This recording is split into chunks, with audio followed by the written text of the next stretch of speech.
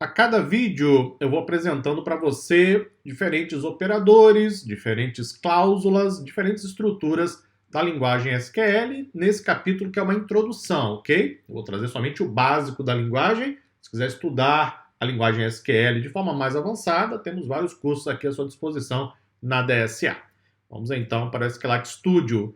O uso do ponto e vírgula no final da instrução não é obrigatório aqui no SQLite Studio. Ok? Algumas ferramentas exigem o uso do ponto e vírgula, algumas não.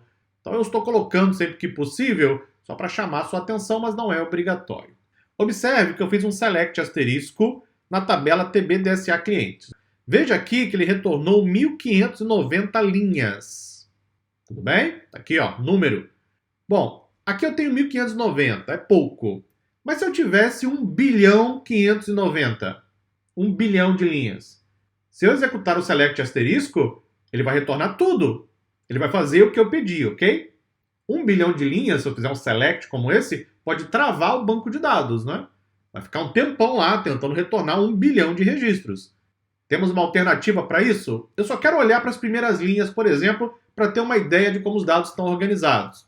Nesse caso, você pode usar a instrução limit. Então, você coloca select asterisco da tabela TB-DSA clientes. E diz o seguinte: querido banco de dados, por gentileza, retorne somente 10 linhas. Eu só quero olhar para uma amostra dos dados, para ter uma ideia de como eles estão organizados. A partir daí eu sigo adiante com o meu trabalho.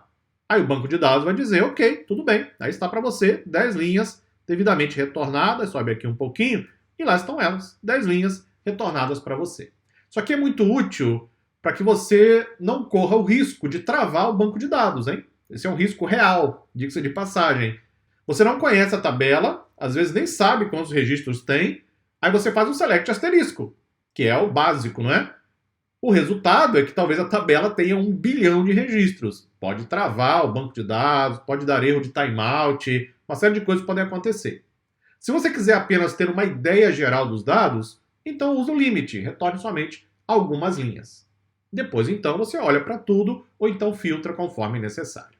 Continuamos na próxima aula. Até lá!